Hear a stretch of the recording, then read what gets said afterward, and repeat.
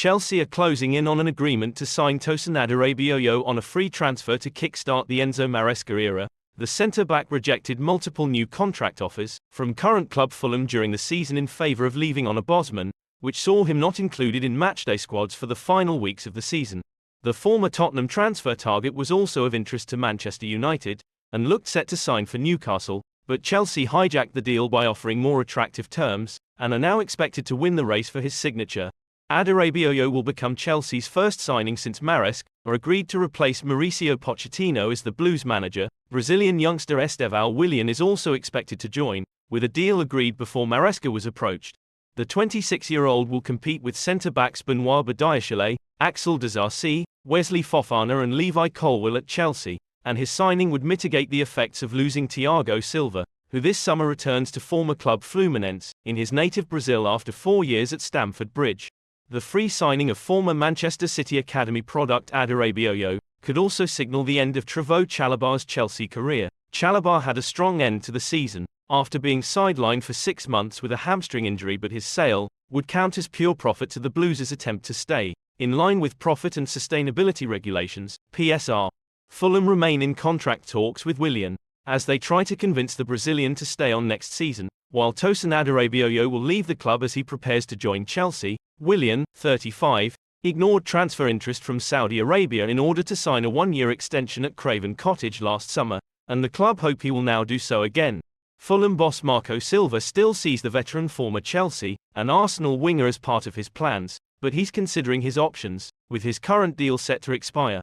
Willian, 35, has scored 10 goals in 67 appearances for Fulham since joining from Brazilian club Corinthians in 2022. Bobby de Cordova-Reid is also due to become a free agent, and remains in talks with Fulham over a new deal.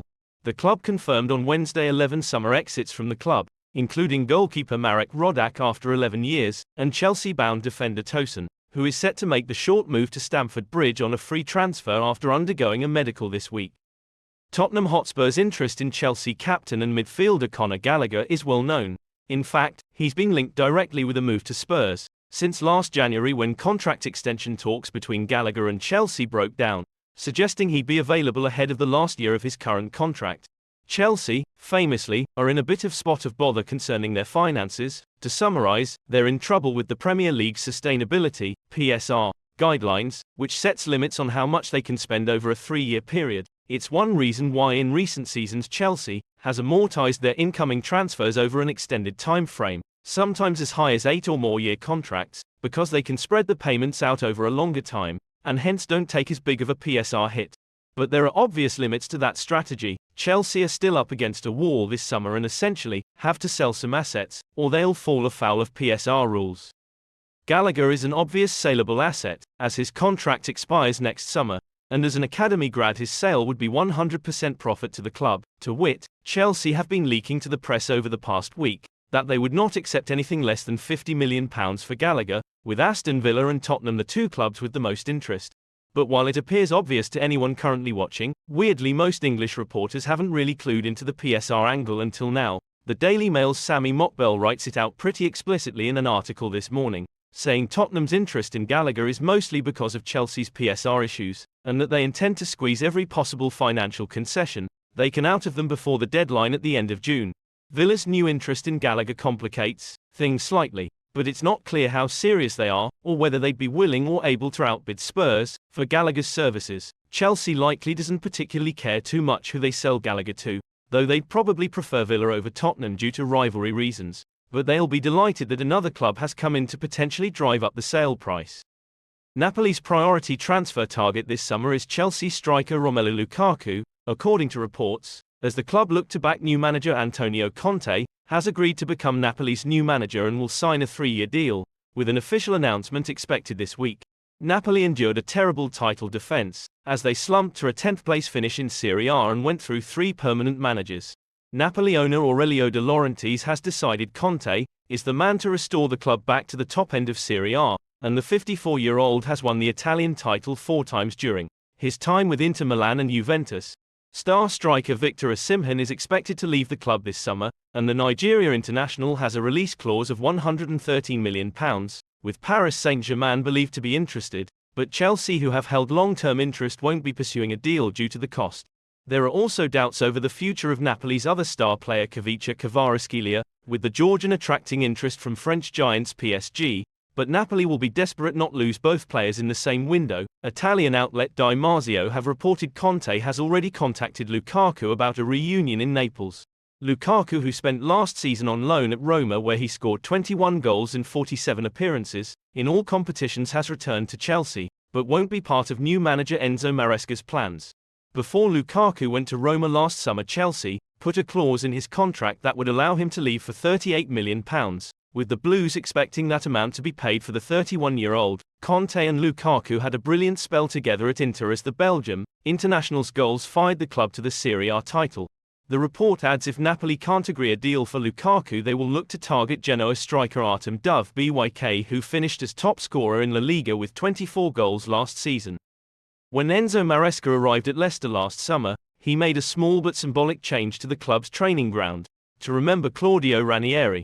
At the entrance to their Seagrave setup, players arrived to see images on the walls of Leicester's FA Cup and Community Shield victories in 2021. But there was no recognition of the miraculous 2016 Premier League triumph. Maresca decided to put Ranieri's title win on the wall alongside those achievements.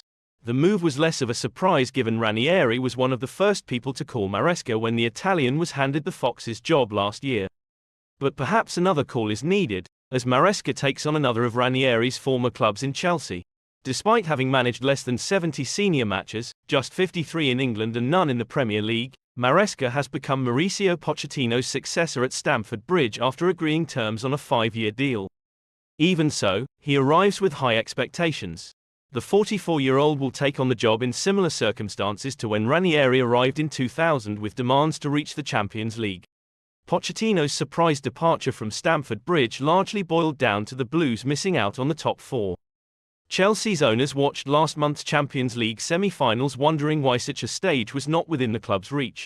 But despite his relative inexperience, Chelsea do not just see Maresca as a manager capable of getting them into Europe's premier club competition. They want an attractive style of football, based on possession and dominance. His attachment and schooling within the Pep Guardiola philosophy plays a major part in their thinking. A Manchester City-light style of play is what Maresca has brought to Leicester during his year at the King Power. That same patient play which ranks Guardiola's side bottom of the Premier League for forward pass proportion year after year was embedded almost overnight. In the Championship, only Southampton's percentage was lower than Leicester's last season.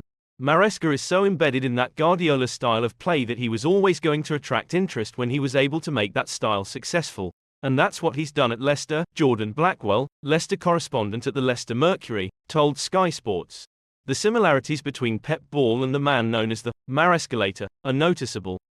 For example, Leicester brought in an effective use of inverted full-backs under the Italian this season. Ricardo Pereira, the rampaging right-back Premier League audiences remember from 2 years ago, operated in the middle of the pitch in Maresca's season at Leicester. But Maresca actually went one step further when it comes to his full-backs. If the Italian would rather invert a full-back from the left wing, then Pereira would simply swap flanks with his opposite defender, leaving opponents guessing as to Leicester's shape.